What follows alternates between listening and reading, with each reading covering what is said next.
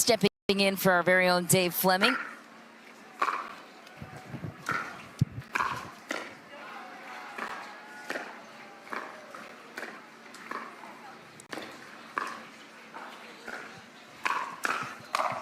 Big play for Zoe Wong through the middle. Judith Castillo and Zoe Wong, they're one of the teams to beat on the challenger side. Never played together before this tournament, and this Vegas Night Owls team has come together beautifully. And now we say hello to Yates Johnson joining us in the booth, one of the current touring pros here on Major League Pickleball and with the PPA Tour. Yates, we'll get your thoughts in a moment.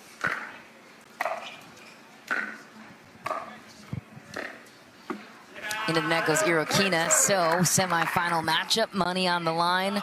What's your take on the Vegas Night Owls, Zoe Wong and Judith Castillo first, and then the other side after this point unfolds?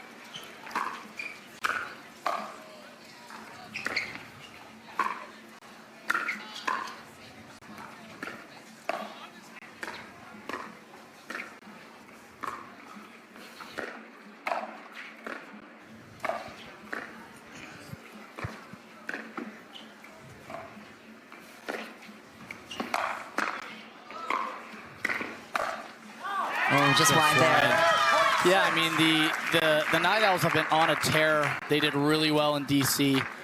Very tough team. They have a lot of chemistry. You know, they're all big fighters, and they got a lot of talent on that team. Just long. And on the other side, the Atlanta Bouncers, another tough team. You got Jame, is a absolute bunny out there. He gets to every single ball, little Energizer bunny. And Todd is just rock solid. And they're girls as well.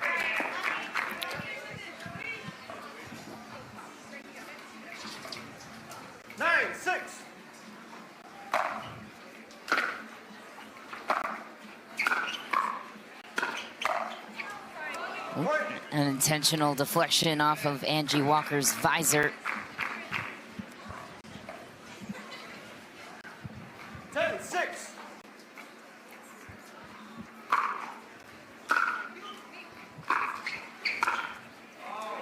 Deep for Angie Walker will change ends at 13. 11-6.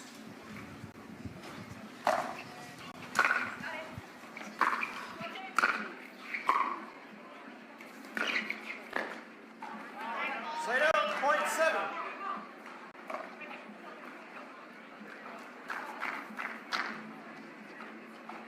7-11.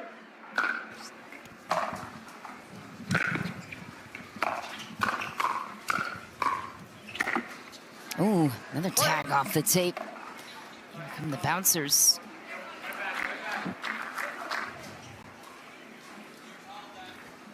Bouncers came into the tournament with the 4 seed in the standings.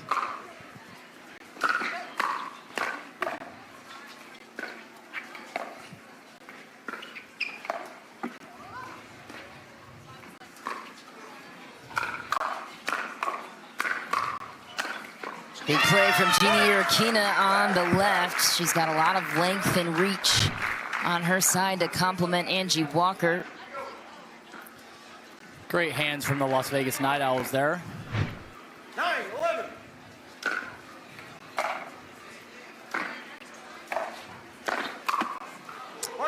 By the way, the Night Owls won the coin toss, so that means they will get to react with the mixed doubles portion of the match.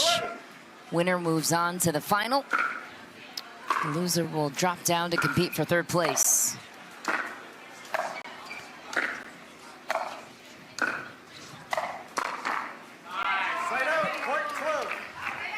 Nice run for the Bouncers. Going back to make it close.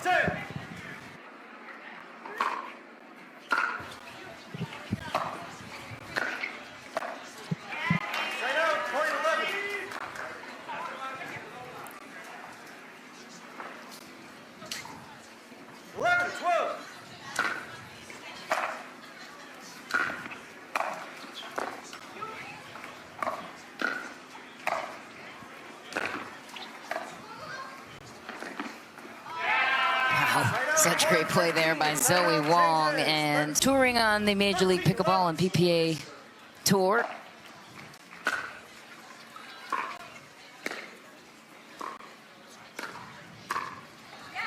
And right now, the Unit Castillo show continues, and chatted with Caitlin Kurd, the GM of this Vegas Night Owls team, and she's talking a lot about the team chemistry and how well this team has come together, something she was maybe a little apprehensive about coming into the season.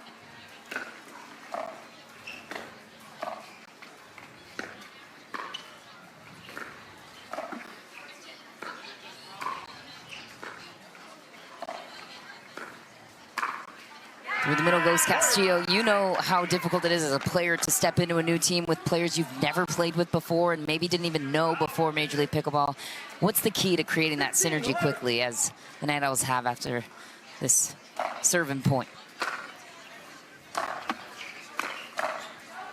Yeah, it's not easy. I mean, sometimes you would just never play with some of these players in a PPA. Maybe you just never have the chance to get matched up, and you kind of just get thrown in there, and you just have to be able to, you know, be malleable and be a team player and just kind of, you know, just try to mesh with them as quick as possible.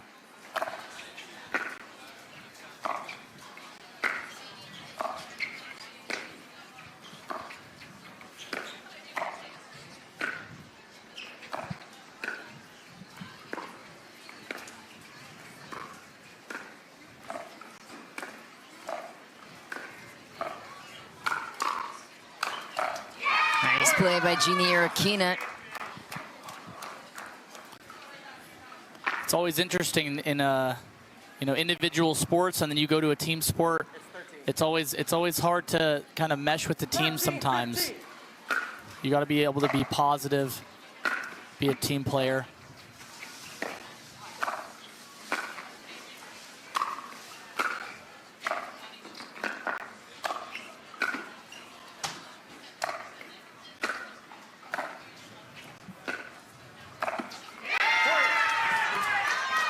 Grechkina just grinding that point out.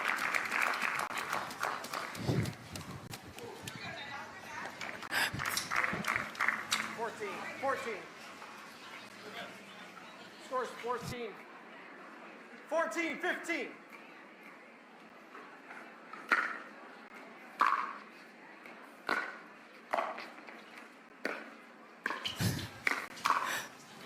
Nice play by Castillo to the corner. Unit Castillo, originally hailing from Spain. They've got a very multicultural group on the side of the Vegas Night Owls. Zoe Wong from China, Mo Alhouni from Libya, and the only American on their side from the USA, rather, is Anderson Scarpa. So she says that's an interesting part of their team chemistry. They've all just come together and they're open-minded, great attitudes. 15-16. Scarpa USA. Scarpa USA. Let's take a look at Great that hat. representative. Pure blood American. Yeah. From South Carolina. As American as it gets.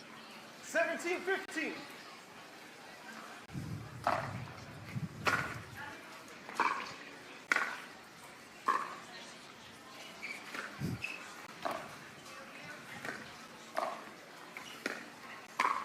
Nice. Vida Castillo, she's been rock solid on the right. That forehand roll through the middle has been effective for her, not only here, but also in the quarterfinals as well. Yeah, Judah has come a long way in mixed as well as doubles. She was always an amazing singles player. She's really worked hard to develop her mix and her doubles. The Vegas Night Owls took out the SoCal Hard Eights yesterday in the quarterfinal rounds with a very difficult lineup facing Yana Newell, Irina Tereshchenko, and Eric Ling. Max Manthau, it's a big team to take down. Side out, point 16.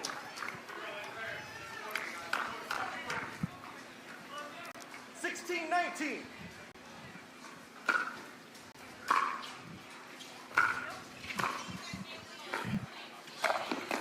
Zoe Wong tops the corner. She's a young and up-and-coming star. A lot of people talking about Wong's game lately and just the way she's emerging. Really solid technique. Very.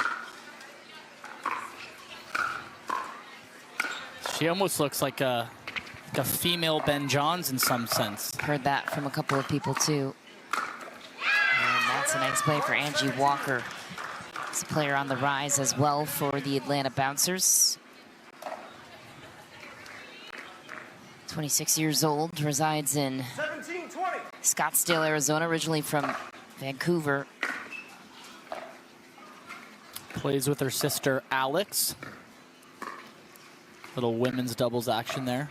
Over on the PPA side, they've Side out, climbed the point, ranks, working their way into the mix. 21-17.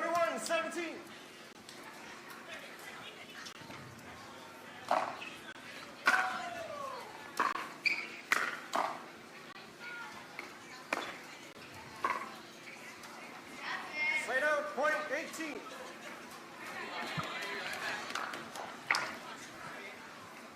Eighteen, 21.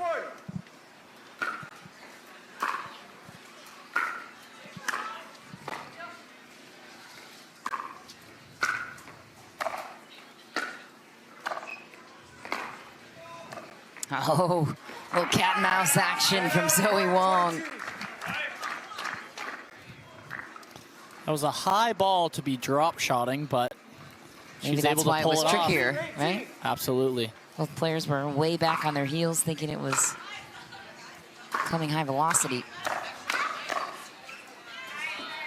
Side out, point 19. 19-22.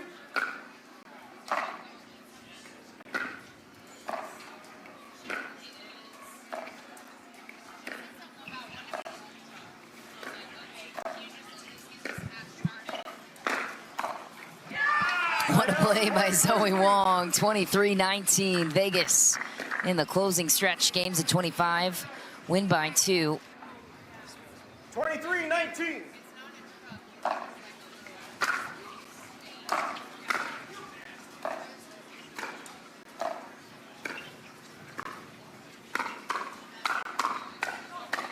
Great hands.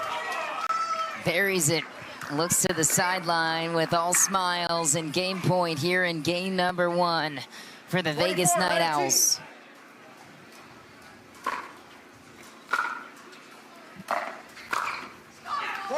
Into the net goes Angie Walker, and the Vegas Night Owls take the first game. Best 3 out of 4, and a 5th if we need it. And the men's, and Mo Alhouni will start us off with first serve to Todd Fote.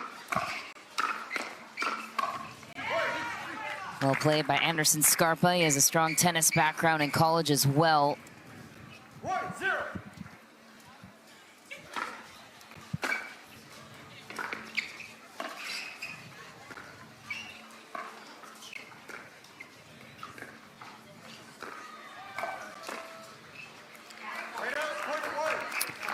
Todd Fote, usually I see him on the left.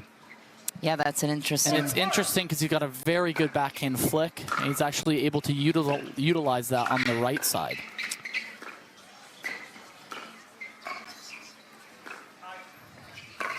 Nice down the line, rips it on Anderson Scarpa, and it's interesting too because he played with CJ Klinger last year for many matches with the SoCal Hard Eights. Obviously lefty, makes forehands in the middle this time. Jaume taking over the left, so curious to know the strategy there and why that might be from your perspective after this.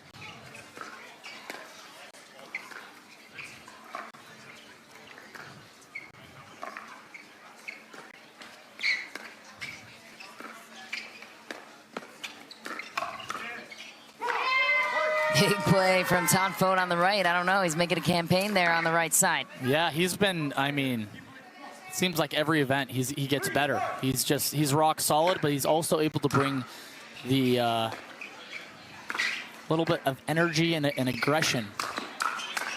So why the switch, strategy-wise, with that nice finishing touch from Jaume down the middle?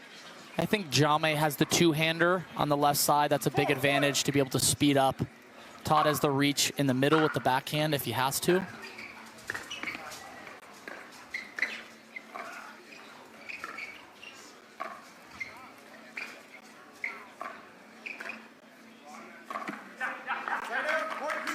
I think it's a big advantage as well You know, you see Colin Johns, he's kind of just a wall, maybe a little more defense than offense. And you have Todd on the right. He's able to kind of do both. Defense and have a little speed ups and aggression.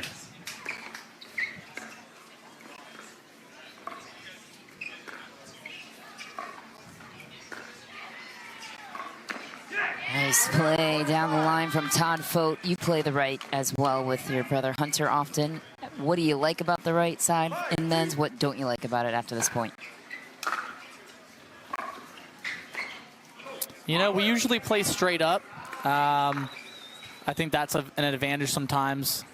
You kind of let the guy, you know, whoever has the advantage or the momentum, kind of let them ride, and then we're able to switch if we have to. Big backhand from Mo Alhouni. I do like playing the right though. You're kind of able to dictate and kind of be the rock. You know, just don't miss dinks. Make your drops, and I like being aggressive on the right as well.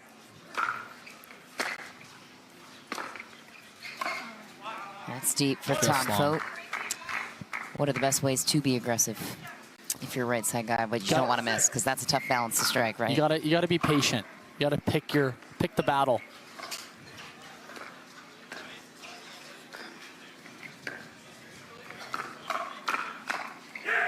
Well played on the right by Todd Fote. 3-point lead for the Bouncers. Jaume Martinez-Vic, he plays with that 6-0 black diamond paddle.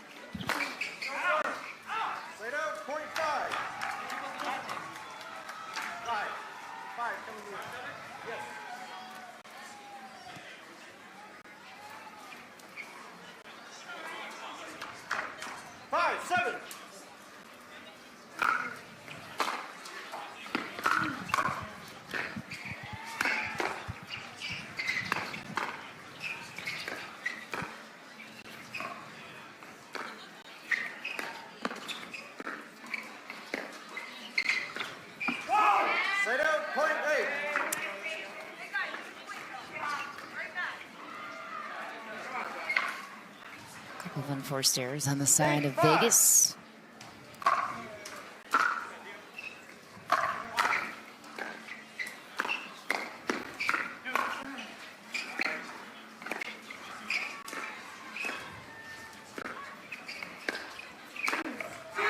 Noah Hooney with a big C and a big finish with the lefty forehand down the middle.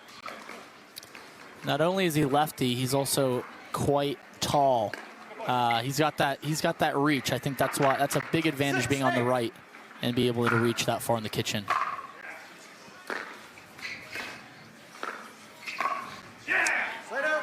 Todd Fote has been owning the battle down the line with Anderson Scarpa so far, for the most part. Love to know what adjustments you'd like to see from Anderson being attacked straight ahead. Yeah, it looks like Anderson is kind of creeping to the middle a little bit. I think he needs to follow the ball when Mo hits his dink cross court to Fote, sorry.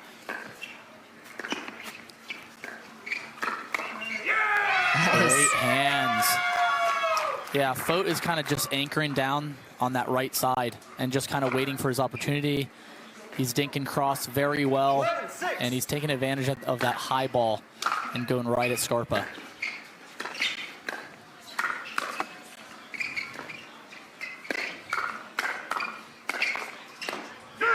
Oh, Jaume Martinez-Vic tipping his hat to Alhouni. And you mentioned the positive spirit of Jaume. There you see it on display. Yeah. How's that Necker Island trip, by the way? Unbelievable. Best trip ever. The pickleball stars were there to teach the sport.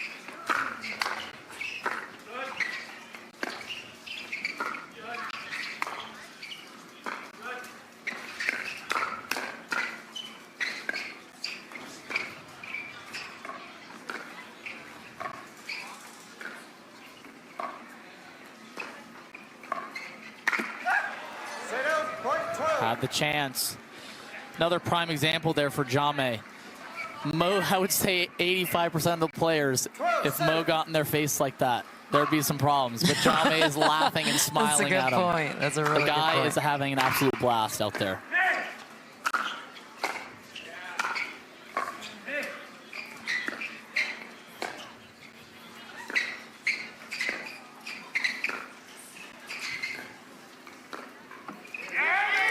And this drink from Anderson Scarpa, also 2023, last year, I guess, not back in the day necessarily, but great get.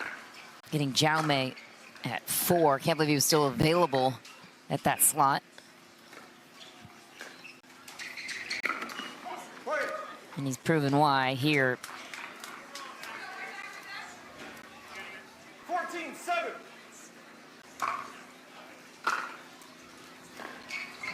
There's been some talk of Jame for Premier. I've heard that quite a bit. Yes. What do you think? I don't know. Him and Augie almost have taken out the Johns a couple times. Jame has actually beaten them with Wyatt Stone. Yeah, I don't know. We'll have to see. 9-14.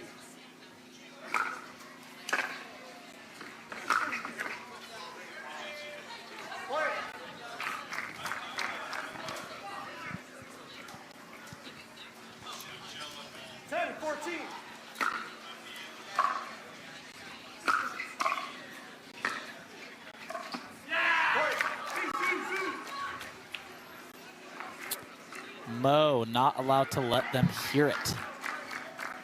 He's quite vocal out there. He's got a great story, too. We talked about it yesterday, but he acknowledged it in the interview. Came over to America back in 2011 during the war in his home country of Libya. Said it was just an impactful experience, to say the least, and surrounded by his community here in America. That's helped him find his way here in the States. 16-11.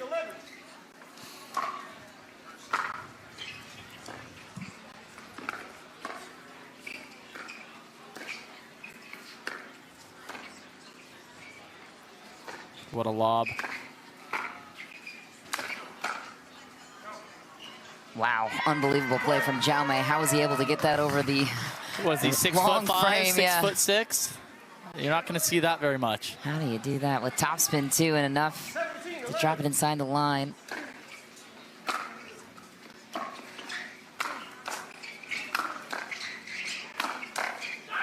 Jaume playing singles, skinny singles on his side. He's Jaume still smiling, still smiling. even and when he he's loses a point. so fun to watch for so many reasons.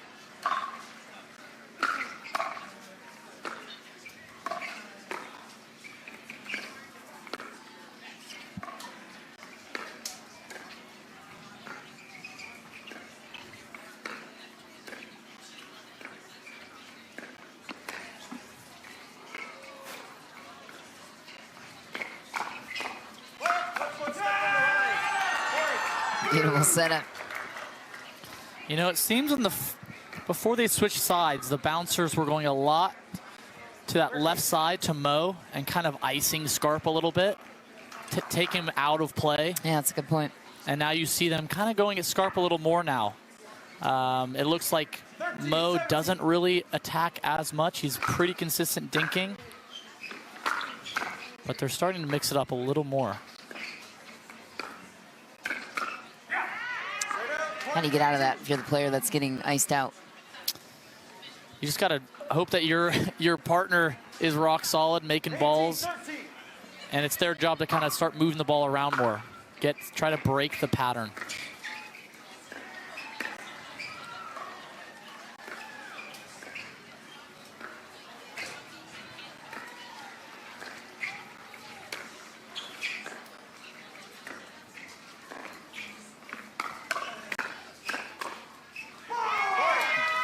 Great hands by Todd.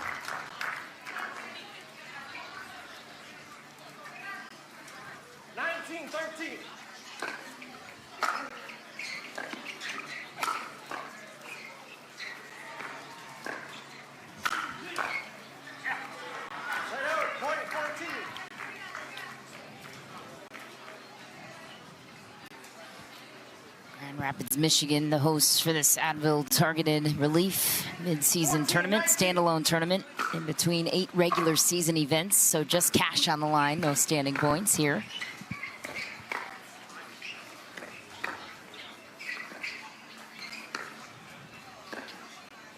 Oh my, it's in. Jaume Martinez-Vic finds it.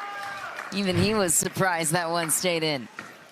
And it's always dangerous splitting the middle, especially with the lefty-righty combo. Mo could have, with one little step, he could have crushed that. He was already committed to the backhand side, though it looked like. Just a great spot and observation by Jaume. Yeah, if you notice, Jaume has gone line with that two-handed backhand a couple times, and that kind of sets him up for Mo to start covering line more, which opens up the middle.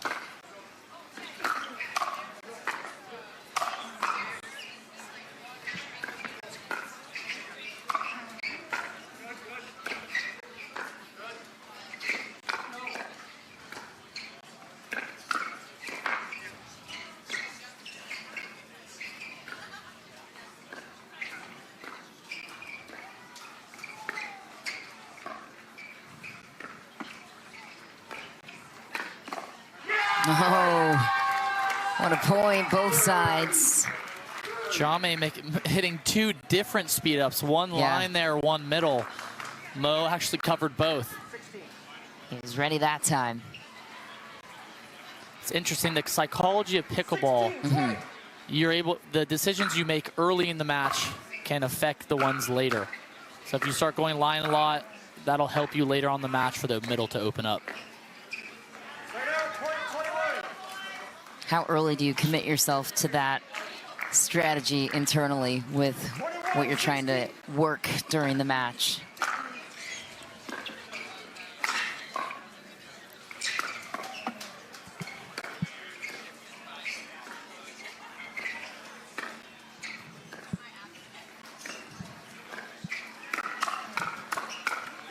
Great hands by Fote there.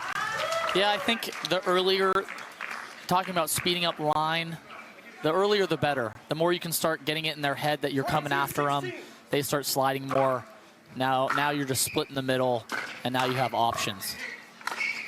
You want them questioning at all times what you're doing.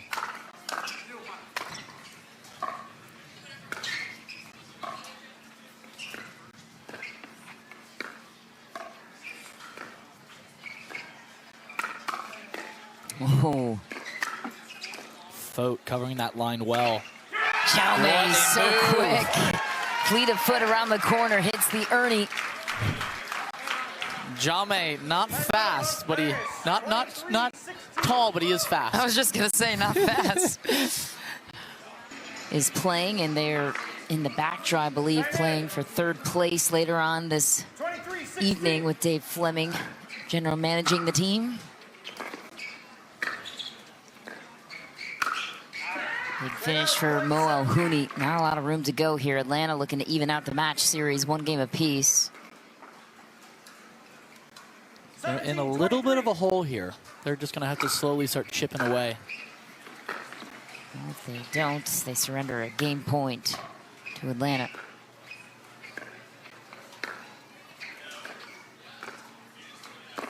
Yeah. There's the middle ball that we're talking about again. Twice. That backhand roll dips inside the baseline. Game point, Atlanta. He's gone line enough times where, as you get further on the match, sometimes that middle starts opening up. That's what you want.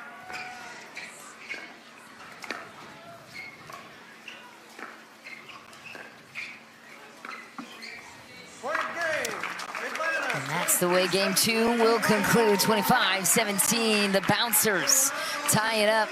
Rhythm and momentum. How do you mentally do that on the sideline, I wonder? Yuta Castillo back to serve first. Over to Angie Walker teaming up with Jaume Martinez-Vic for Atlanta in the black t-shirts.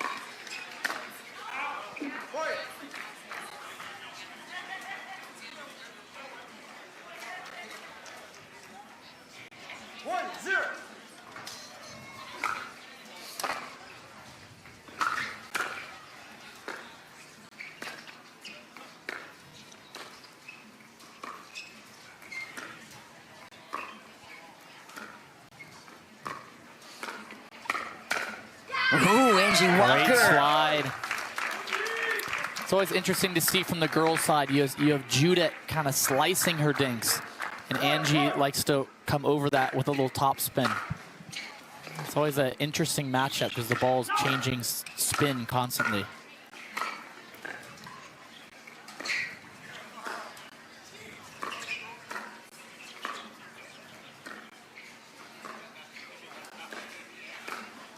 Is there one better than the other, slice versus roll dink? You know, it depends how low you can Situation. get it. Slice is going to be constantly kind of going up and lifting sometimes, so you may have more chances of the ball popping up. Topspin is kind of dying down over the net. Oh, Great a crashing Jaume. Love to see it. Picked his moment perfectly. It's a great ball by Angie Walker to set that up. Great drop cross court and low to Judith Castillo.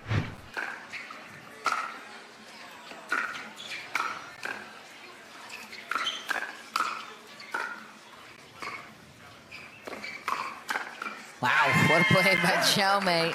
Explosive. There's that two-handed speed up again. If you notice, he went middle there. It'll be interesting to see if he starts going line at Judith. Start setting up, open up that middle kind of later on in the match.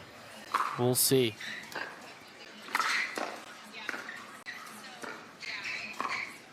Angie doing a great job of defending on that right side. Scarpa's kind of poking in with that, with his backhand. And she's sliding and getting that two-handed backhand counter. Amazing.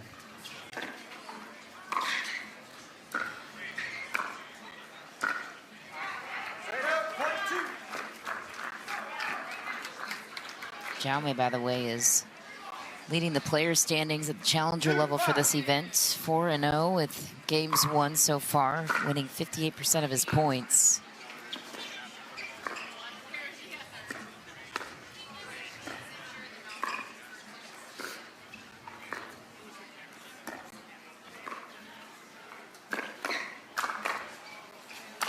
Another backhand speed up down the line. I feel like he's going to be start using that a little more and be ready for that cleanup shot right after.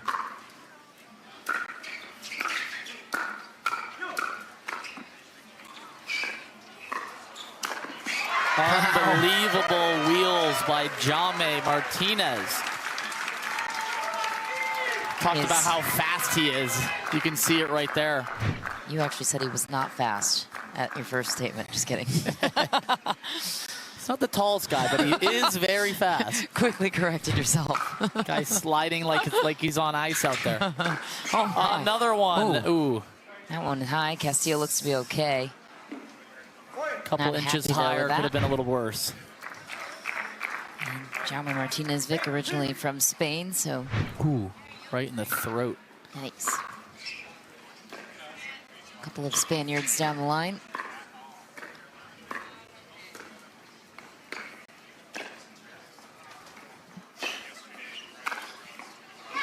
Jaume doing an amazing job of just moving the ball around, keeping the Owls guessing.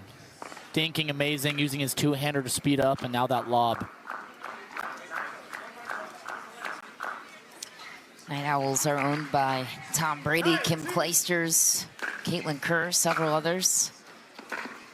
Decent list there. Wow. Jaume taking a lot of court right now. Definitely being the aggressor. Scarpa looks frustrated. Pickleball is a game of momentum. Oof.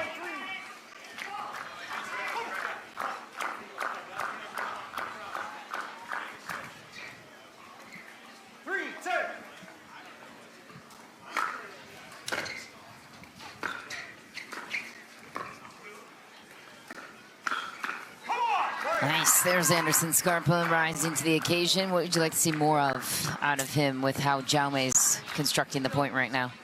Yeah, I mean, Jaume's doing a good job of playing both players right now. Kind of moving the ball around, not letting either of them get into any type of momentum. I think Scarpa has to start trying to be a little bigger, take a little bit more court. Great lob.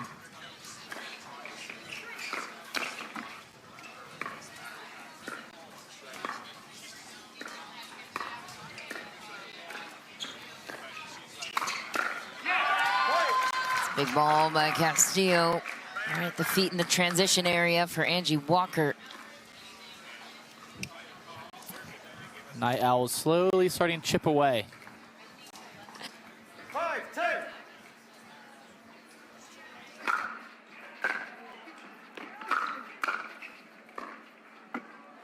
Side out, point 11.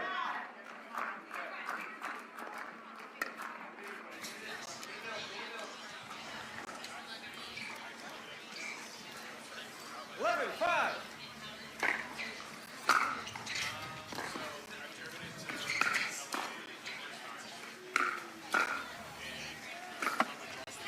Great defense by Angie Walker.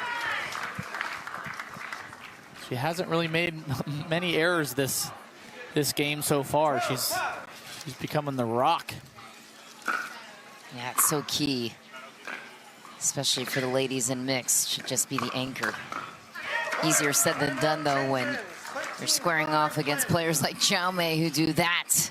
Top 6 teams will make it to the playoffs come November. Exciting times ahead. This tournament in particular has no implications on the standings, but a lot of money on the line. So these players are playing for cash. And team synergy. Angie Walker looks frustrated after that point. Yeah, she ended up on the left side there. Here's the challenger prize money. First place gets $30,000. Both teams looking for a shot at that. Winner will advance to the final. That final will take place on Sunday, 7-13. 11 a.m. Side out, point 14.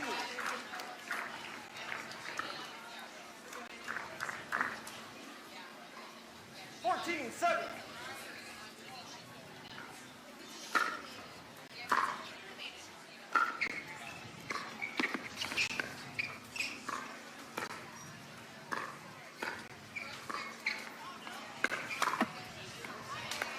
Another backhand speed up.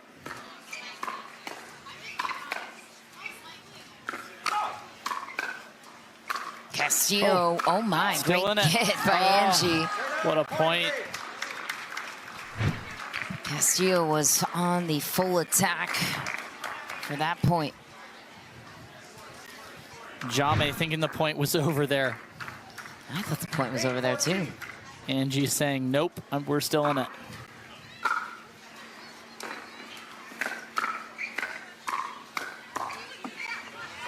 Great hands there.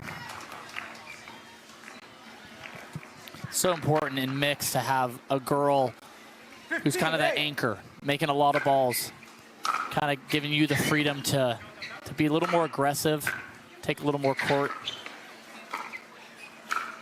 Wow. Great ball. Point 9. What's the best opportunity for the female players to get more active and I guess the window of opportunity to be aggressive in mix is not always there for the ladies unless you're Annalie Waters. When is the time to strike, would you say? I would say maybe dink to the middle a little bit. Try to get the other side to pop the ball up.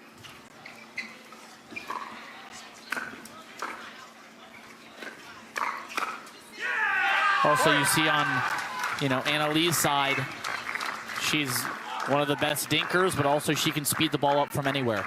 She can speed up on her backhand, on her forehand. She's not afraid to go at the guy. I think, utilizing that, taking a high ball and testing the guy line to his backhand is key sometimes. Keep them guessing.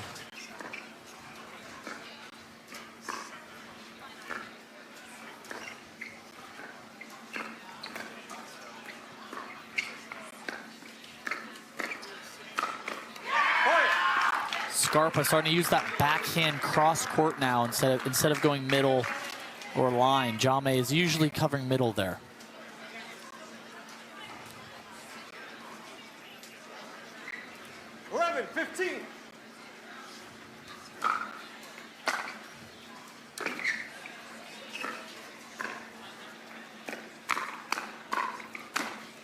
goodness, Jaume so good at keeping the ball away from his body. Not to mention his footwork at the kitchen. Stay clean of it. 16-11. 16-11 now, Atlanta Bouncers.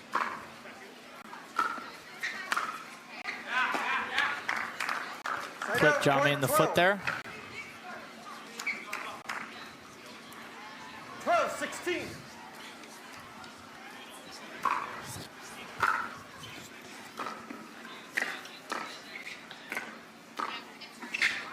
Great spot there by Jaume.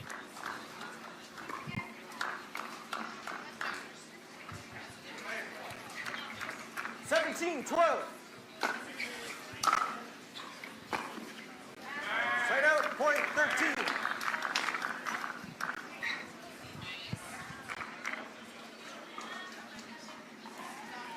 84 degrees at the moment and still climbing here in Grand Rapids, Michigan.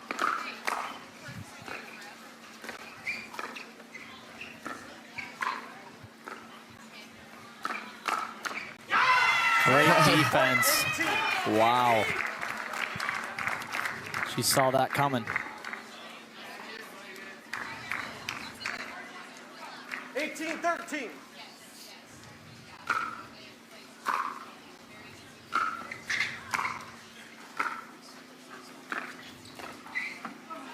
Side out, point 14.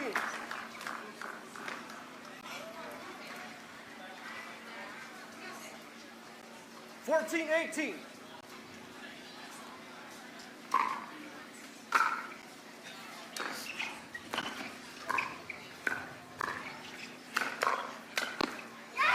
Side out, point Jaume 19. Martinez Vic. Shoot it, doing a good job of defending there, but 19-14. a couple too many speed ups on Jaume's part. Point. Good pressure by Jaume there. Seemingly a steal at that fourth pick. Point. You see there, I mean, he's just lightning fast. His hands, he's covered forehand and backhand side. There's not a lot of weaknesses there.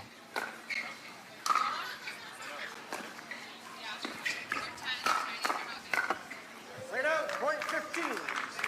The only thing I would say is if Scarpa could kind of, you know, get it a little more line. Angie's kind of sliding a lot, but she's covering her back in well, so it makes it really hard.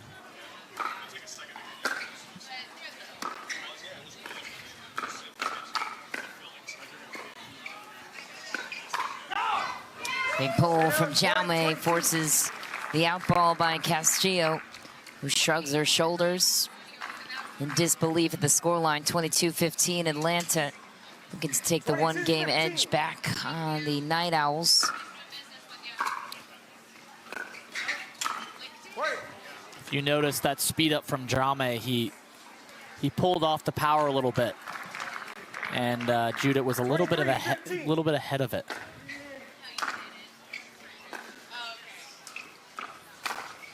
Jaume just taking over. It's not a lot you can do there.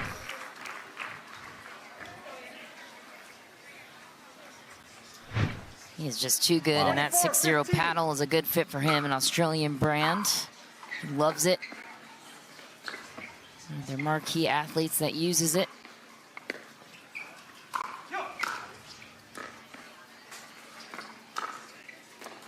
Oh, good defense from Scarpa.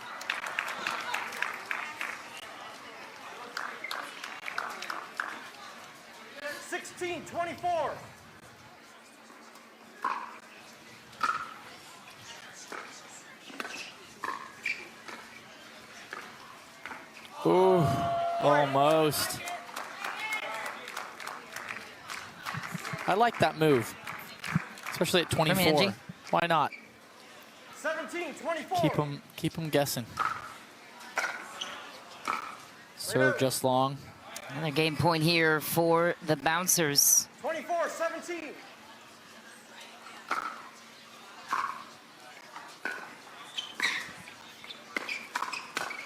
Oh, hello. Oh my. Defense from the floor. Crowd likes that one. Yeah, they do. So Judith does Castillo. Wow. On the ground. Nice little scorpion. She stays there, does it twice. That is unbelievable from Judith Castillo. Wow. Pure athleticism. See if they can use that momentum there. He needs something.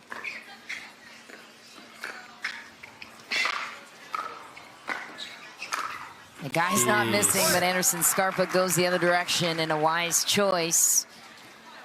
Little life for Vegas. Jame, I don't even know how he gets that. It's unbelievable. He's so fast.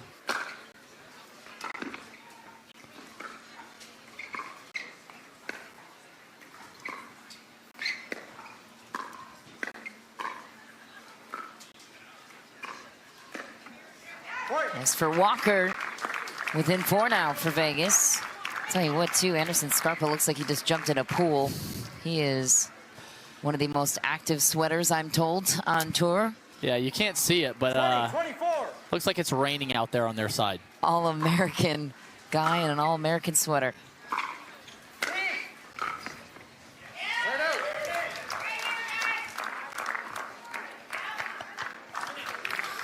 Yeah, it's tough when you switch sides and you're playing against them. It's like, can we get some towels out here? I'm slipping all over the place. I don't know how he even holds onto his paddle. That you, Hurricane Barrel?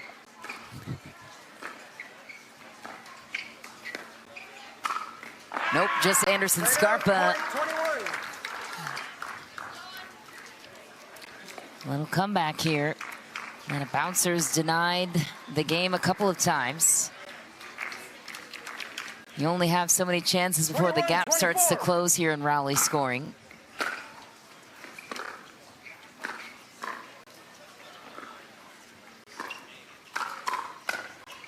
Jaume gets the serve back for another game point. If you notice there, that would be the disadvantage of slicing the dink. Okay.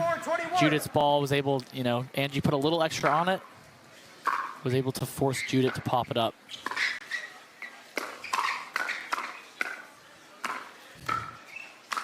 Oh gosh, right great defense. Oh no. Uh-oh. Might have to call a timeout. There might be a free timeout here. Oh, the family Poor jewels. Jaume. Jaume Martinez Vic takes the toughest hit of them all today. Ouch. Walk it off, buddy, says Tropical RMC. Deep breath, Jaume, in and out. Oh, no. Not that he needs it. 22-24.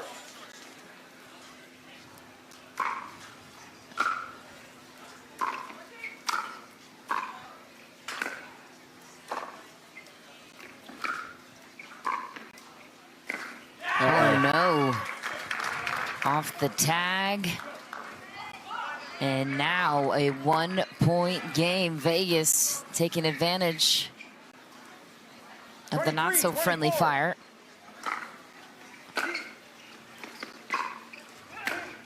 I think Scarpa meant to do that. Full Take strategy there. him out. Oh. Jaume saying not quite.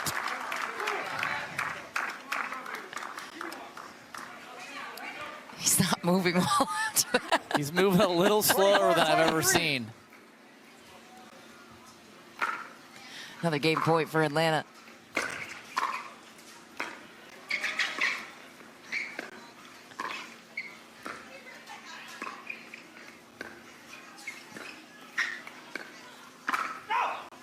Oh my, it's in. Gets in. Little collision. Unbelievable comeback here for the Vegas Night Owls. We're down by almost 10 points. Judith and Scarpa going for that ball. I think Scarpa got it.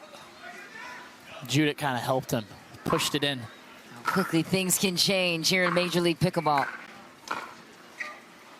What a Great get. get. Side out, point 25.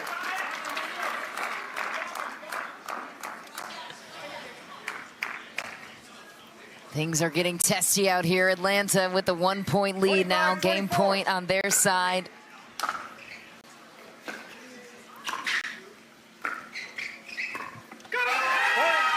Jaume Martinez-Vic runs away with it. And that one meant a little more. Towards the end for Atlanta, Jaume Martinez-Vic is the MVP of that one. Well played by Angie Walker, too. A near comeback for Vegas, a deflating loss. And on the other side, you're fighting to keep your team in it. So I'd say it's about even, equal pressure. Wow, that's one way to start a point. Mo is going to bring a lot of energy this match. He's going to be very vocal. I think we can probably see him taking over a lot, trying to be the aggressor. Oh, yesterday, Zoe Wong hip checked him out of the way to take the overhead, so. The tough part about 2 forehands in the middle. Especially a mix, I would think. Yeah.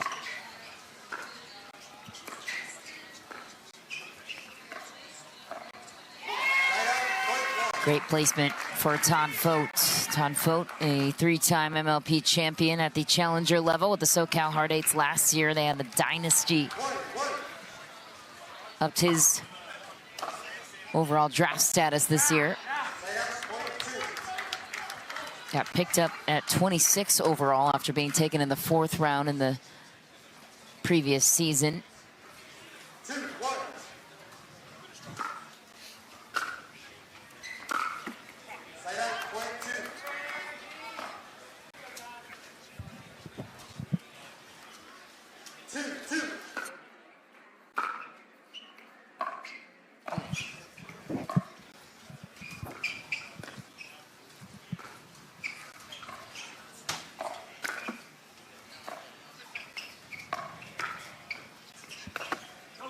Oh, wow. Went over, bounced back on Todd Fote.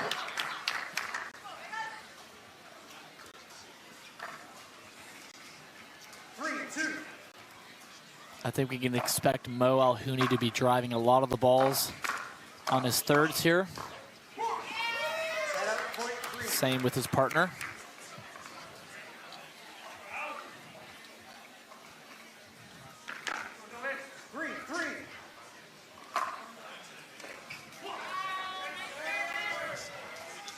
Great bounce there.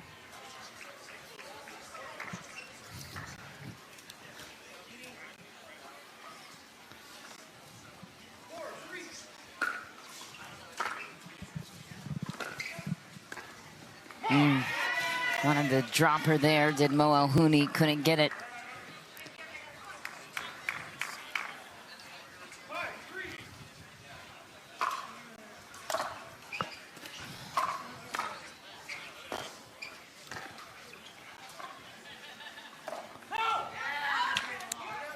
Nice play by Zoe Wong. Down the line on Irakina.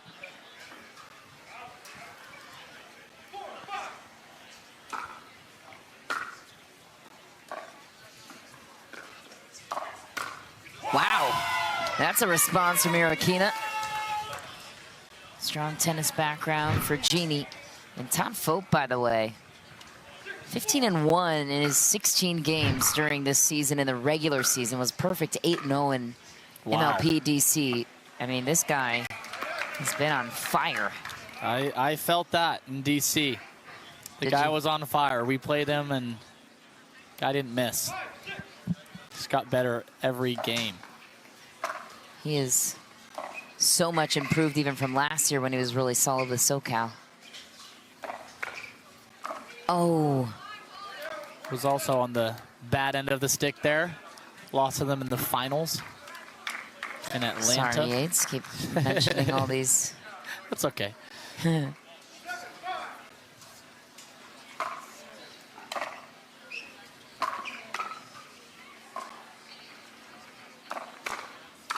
Nice. More Alhouni set up by Zoe Wong for the pop-up chance. You're also on the wrong end of a missed line call in the indoor I was. Wednesday action. No challenges on the indoors. That was tough. I think that's a lot of people are talking about that.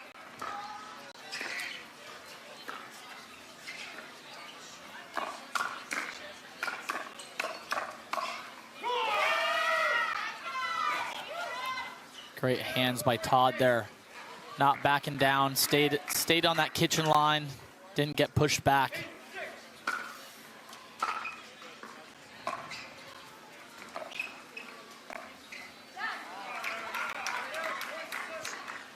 Zoe Wong, it's interesting to see. She's got that backhand, the one-handed backhand flick. You don't see a lot of girls doing that. Judith can do it a little bit. She can do it. It's nice to see.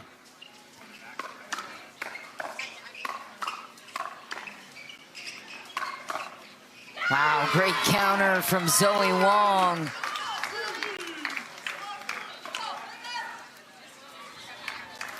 She can definitely play left side.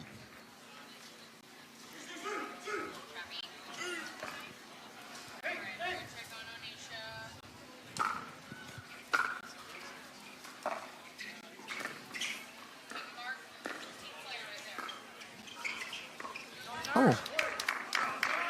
Funky bounce there on Todd Fote.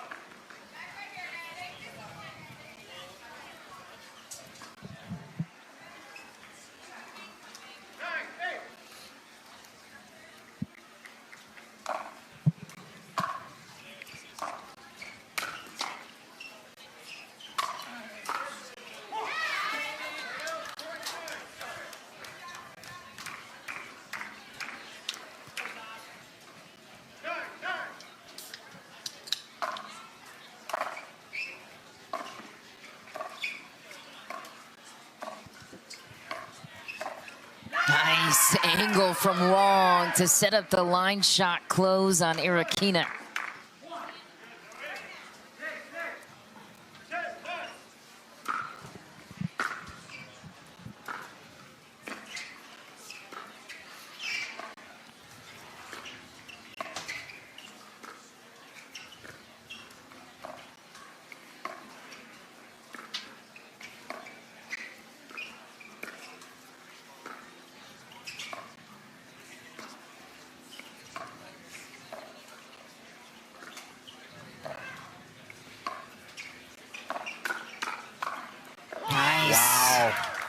Great movement there, dinking.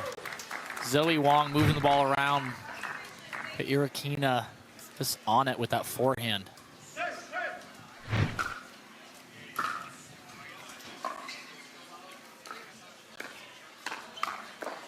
Todd Fote, such a quick twitch. It's interesting, you usually see girls, like in Jeannie's case, sliding to her right to cover that backhand, but now she's actually sliding to the left to hit a forehand. It's been quite effective.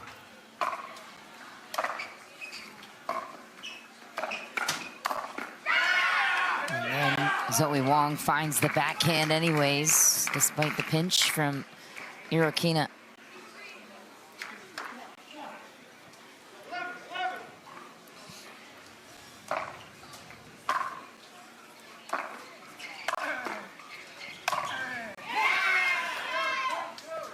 Big finish from Todd.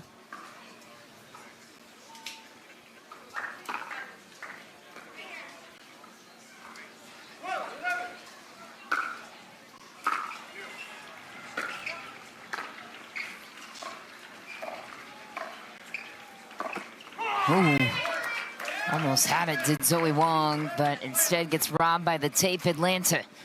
The 13-11 lead at the end change. Night Owls in a battle here in the semifinal action at the challenger level. Sean McMahon, Yates Johnson in the booth.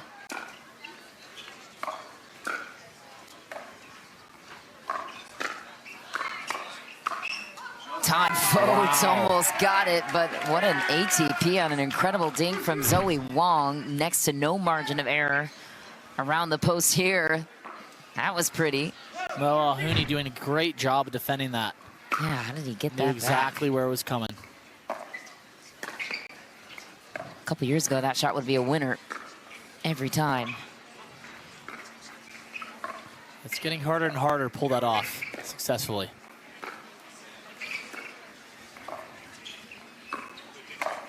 Zoe Wong pulls Fote wide and then gets him down the middle with that backhand roll that looks so much like Ben Johns.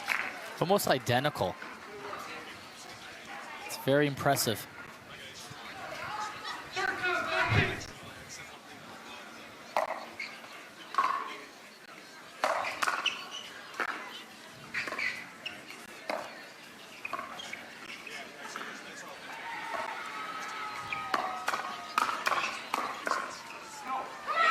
Zoe Wong lets it fly, and then Vegas recovers a 1-point lead. What do you think was discussed at the end change for Vegas?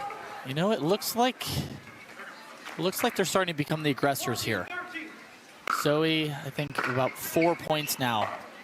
She's been the first one to pull the trigger, speed up, and it's been successful. That's the benefit of having a lefty-righty combo. Mo is just sitting there in the middle, waiting for that ball after the attack.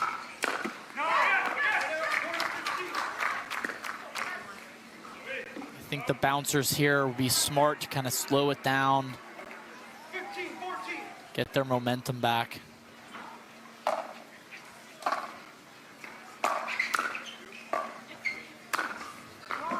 Nice play by Jeannie Irakina.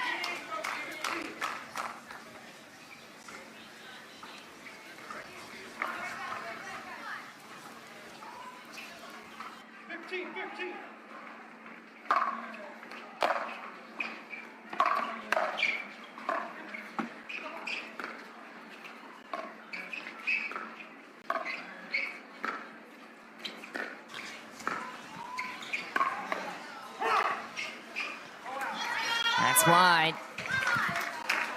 Atlanta back on top by 2.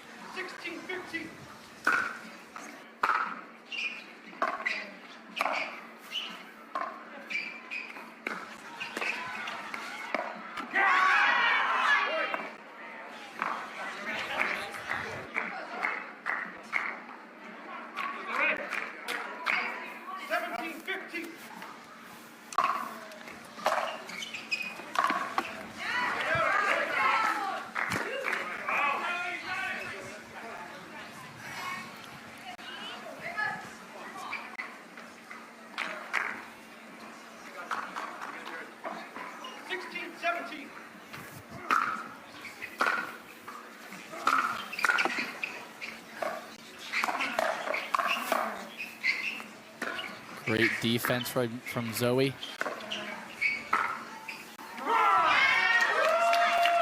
Atlanta will take it back despite the great defense. Zoe Wong is a player that I could see jumping up to premier level in the near future too. She's been really good. She's pretty rock solid. Got great defense and as well as offense. Through the middle goes Moahuni, explosive around the corner. Using that length. Just when I thought height didn't matter, coming from pro tennis to pickleball. Yeah, exactly. Makes it a little easier on that reach and extension with the legs. Some disadvantages, getting lower center of gravity could be one of them. Oh, missed it there. Oh, no. Uh-oh. Zoe Wong hopefully okay. She took an awkward extension there into the kitchen. Well, Hooney's height not helping him there. I was just going to say, right on cue for your comments about height. There is some advantages from being a little smaller, being able to move a little faster. Like Jame Martinez-Vic.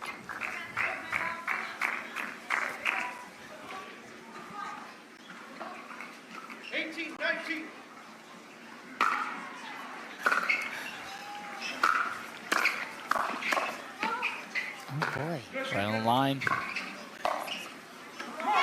Man, that was close. Atlanta takes it anyways. And the Bouncers 5 points away from advancing to the final on Sunday.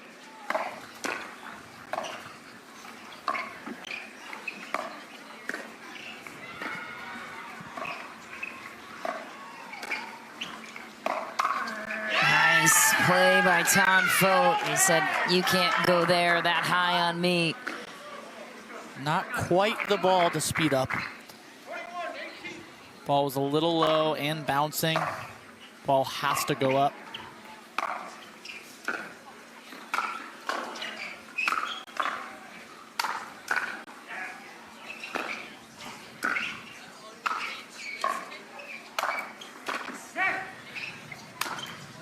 Mulhooney shoves Zoe Wong out of the way for the overhead finish. Great defense from the bouncers there.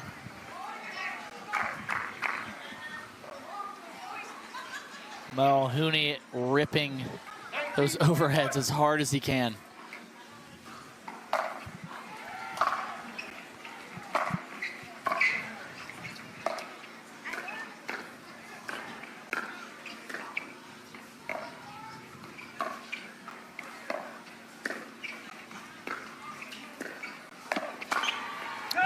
Just long for Irokina. It's a 1-point game. Vegas climbing back in.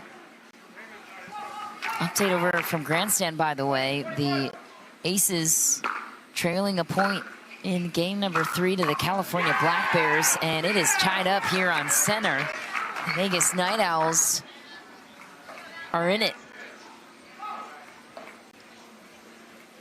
Brooklyn Aces is Pablo Tejas' team now, playing with Lina Padiga-Meta against Michelle Esquivel and Rafa Hewitt. Love that team.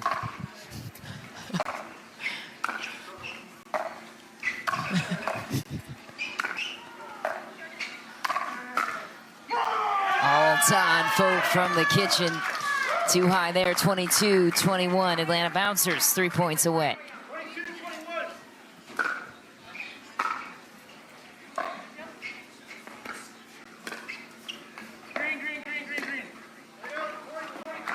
Just wide there.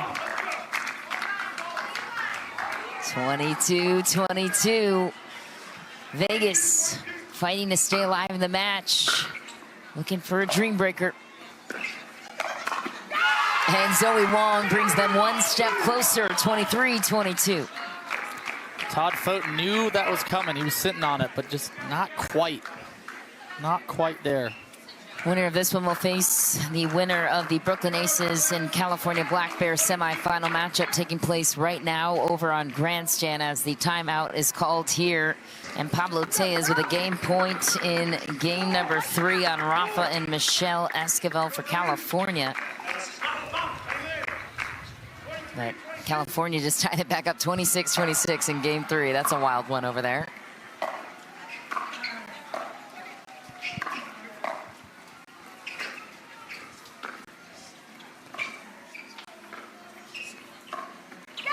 Into the net goes Fote.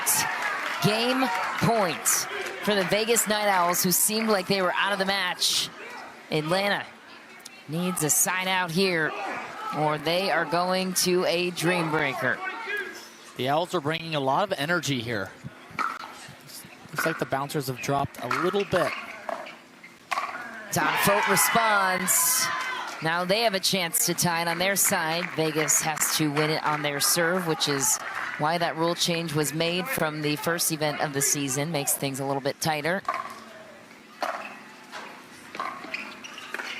Into the net goes Mulhooney, and it's tied up again at 24.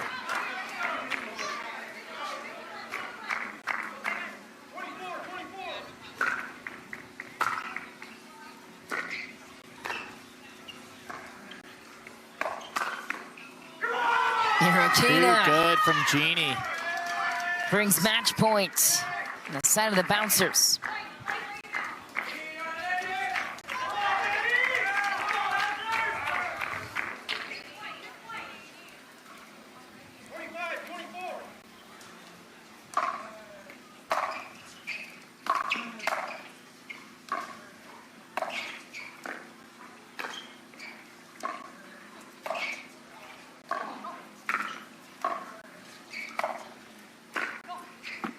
Oh my.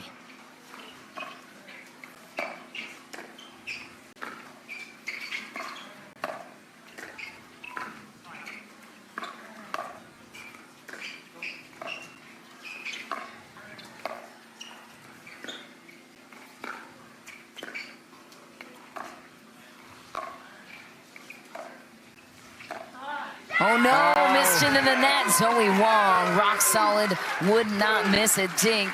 Perfect spot. Wow. You always get a little more nervous as that point starts to extend. It's always a balance between pulling the trigger and being patient and dinking. Bonus pickleball on grandstand and center court right now. 28 all over on grandstand in the other semifinal match. Todd Fote goes into the net with his return too. And the Vegas Night Owls now with a game point, their second of this game.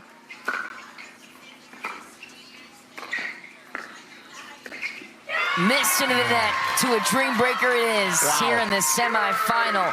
The Las Vegas Night Owls. You know, and you have four good singles players. You never really know, how many points you can win. It's pretty even usually. Wow, Jaume, an unbelievable play from the kitchen. Nobody can hit that angle but him. Got a little David versus Goliath here.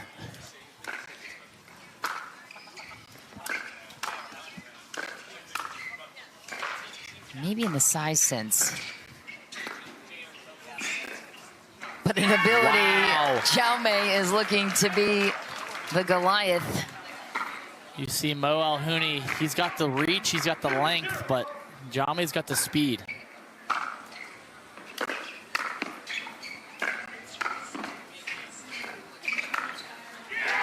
Mo Alhouni responds and takes one back. One more point left between these two. I do like the guy-gal matchup because in that off chance that the girl can get maybe 1 or 2 points.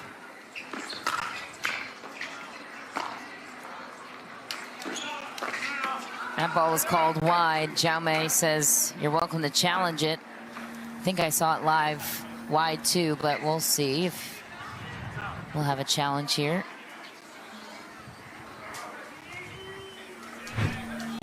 So here's the interesting sequence. You got Jeannie Irokina and Anderson Scarpa out for 4.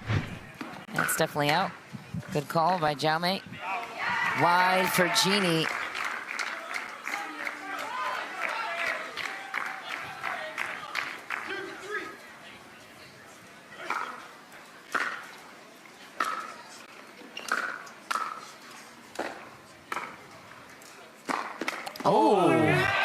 Going for broke there, but Scarpa's there. Should have hit a different spot. Might have gotten away with that one. 2-0 Anderson Scarpa now. I think that ball was hitting the upper deck of the VIP area there. Too good by Scarpa. That's 3-0. One more point to be played before Todd Fote will come out against Judith Castillo. I'm not sure I agree with Atlanta's strategy here. Wow. That's good. Anderson gets the clean sweep. Now all the pressure falls on Todd Fote. It's not as easy as you would think to match up against the gals in this combination, especially a player like Judith, who's a fantastic singles player. It's deep on the return. Like I said before, you see the matchup before, and 4 points go to Scarpa. But now you see Judith starting to steal some points from Todd. That's just wide.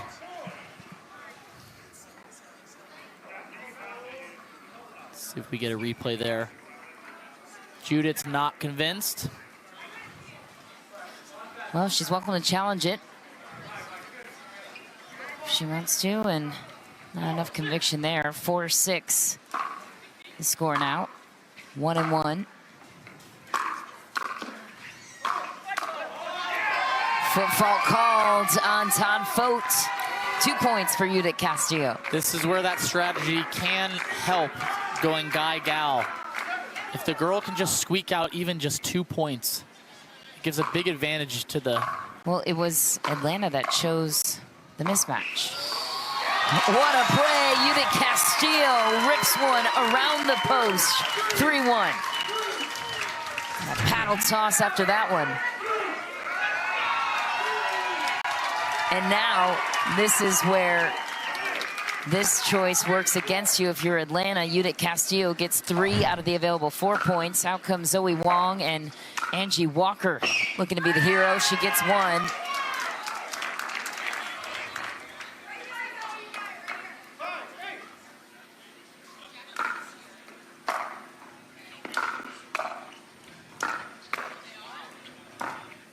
Wow. In it goes. Angie gets 2.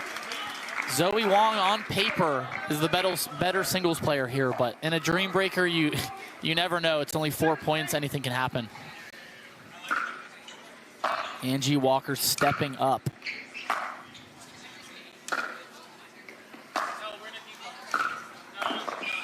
Wow, Angie, that's 3 massive. points. 3 and 1 more left to be played. Let's see if she can go for the sweep.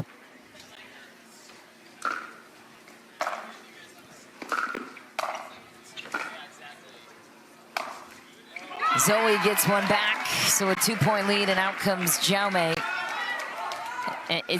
He almost has to sweep in this scenario with the lineup Atlanta put out, in my estimation, of what's happening here.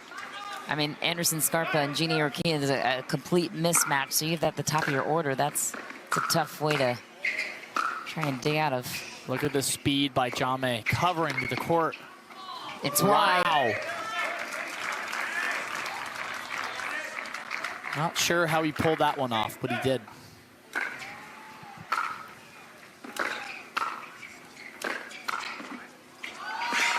Oh, thought he was gonna go ATP there. He doesn't, and Mo gets one back. 1 and 1, 2 more points to go. Big 2 points here for Jaume. He's gonna have to try to get the bouncers back in it here. Wide for Jaume, Mo gets 2. If he gets a 3 and 1 split here, that's very troublesome for Atlanta. The end change is now Las Vegas with an 11-8 lead. So you're Atlanta, you get the choice for singles matchups. And of course, if it worked, you'd look like a genius, but I'm sure Caitlin Kerr looked at that lineup and was like, okay, we'll take it. Thank you. Sometimes it can help, sometimes it doesn't pay off.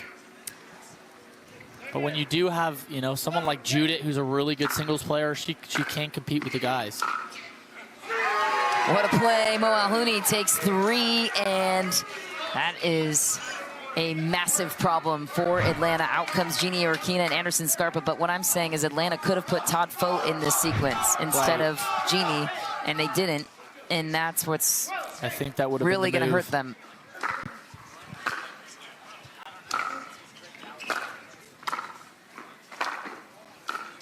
Anderson Scarpa cleaning up, picking up where he started. Perfect 4-0 sweep.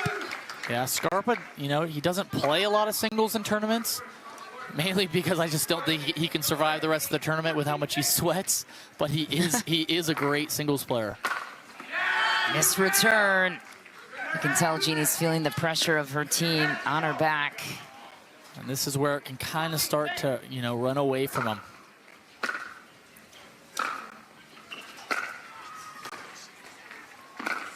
Wow, pays off. It's always interesting when you have 2 really good singles players in the one position. It's really a coin toss. You just hope that you can go 2 and 2, as you can see what Jaume did. In the line it goes. How fights about back. that? A 2 and 2 split for Jeannie Urquina. There's Todd Fote now against Judith. Judith got 3 of the 4, and she's got a fan base behind her now too, here from Grand Rapids, Michigan.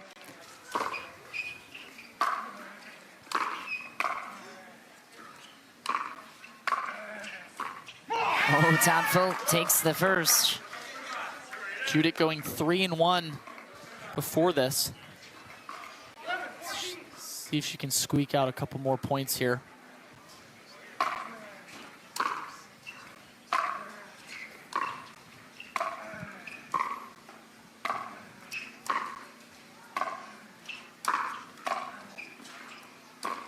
Oh, 2 points for Todd Fote.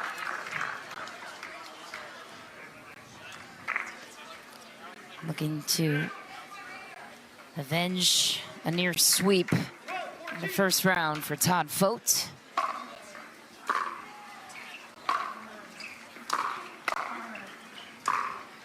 That's deep for Castillo. 3-0. Todd Fote in round 2. Chance to sweep it here.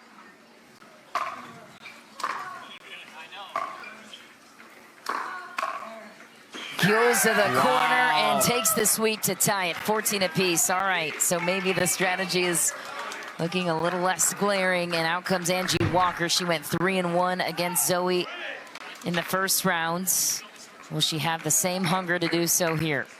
It's always very tough in a dream breaker. You do not want to go 0-4. That can run away really quick. You got to fight to get at least 1 or 2 points. But sometimes it's too good. Angie Walker running that down, not quite there. Great drop shot from Zoe Wong.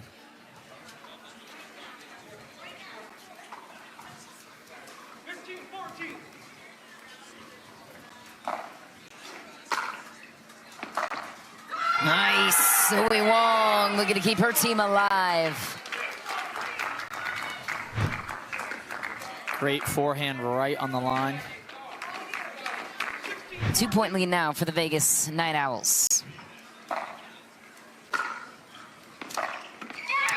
Into the net. Angie just scraping by.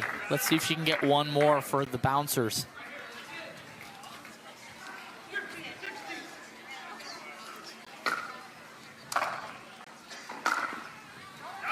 Just wide. And 2-2 split. Back out. Top of the order. Jaume Martinez-Vic against Mo Alhouni. Mo got 3 of 4 in round 2. Jaume got 3 of 4 in round 1. So what gives here in round 3? Mo Alhouni with the pass, a monstrous one. First point is his. That puts Jaume in a tough spot. A little more pressure on him to get these next 3 points to get his team back into it. Into the net goes Mo Alhouni. Feels like Atlanta needs to get 2 more here on Jaume's paddle, or they might be out of this one.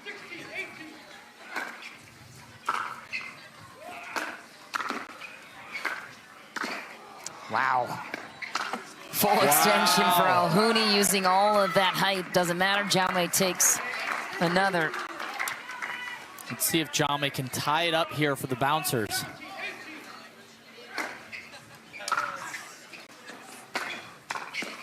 Wow, went for the what drop. a forehand inside in. And this is where it gets interesting. The guy-girl matchup. Is there more pressure on Jeannie or Scarpa? Well, Jeannie at this point, because if it goes the way round 1 does. Wow. Anderson Scarpa takes the first. They split last time. Jeannie with a chance to tie it here for Atlanta.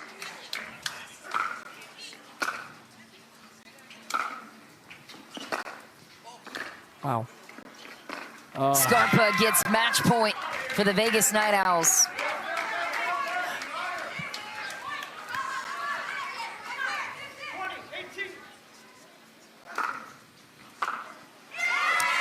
A missed return, but the call was out after the fact from Jeannie Irokina. Let's have another look at this. Call is out, and you can challenge, so we'll see. Anderson Scarpa and Judith Castillo, Michelle McMahon and Yates Johnson in the booth here with you. Judith, gotta start with you. It's always fun when we get the guy-gal combinations. You guys didn't choose that. It was the other team, the Atlanta Bouncers, that chose it. So, Judith, what's your mentality when you realize you're matching up against Todd Fote in that sequence? Well, when that happens, I know that one of my guys is going to be playing one of their girls, so that gives you a lot of confidence, and especially when that's Scarpa, you know. I mean, he's one of the best singles players that he doesn't play singles anymore, you know. So when you know that you have a team that everybody picks everybody up, that gives you confidence knowing that, okay, you can go 0-4, but that means that somebody else is going to pick you up. So very happy about the team win. So on the other end, Anderson, what are you feeling there when you're matched up with the girl? Is there a little nerves there? What are you feeling? No, I love it. I wish they would keep doing it every single time. Makes my life easier. Spoken as the only true American on your team, from USA born rather. So Judith, that question goes to you. You guys have such a cultural background. Caitlin Kerr told me that has enhanced your team dynamic. All four of you are from different places. How does that fuel the chemistry that we're seeing right now on the side of the Vegas Night Owls? I think that actually, makes us get to know each other better. And whenever you play with a team of people and not just players, that actually gets you play a little bit, harder and makes you fight for a little bit more than if you are just competing with somebody else who plays pickleball. Whenever you are friends with your teammates and you care, then you play better. And Anderson, last question for you. You guys will be competing for a title and a whole lot of money on Sunday on Tennis Channel, national TV at 11 a.m. What does it mean to you and this team for the Las Vegas Night Owls to be competing for the prize?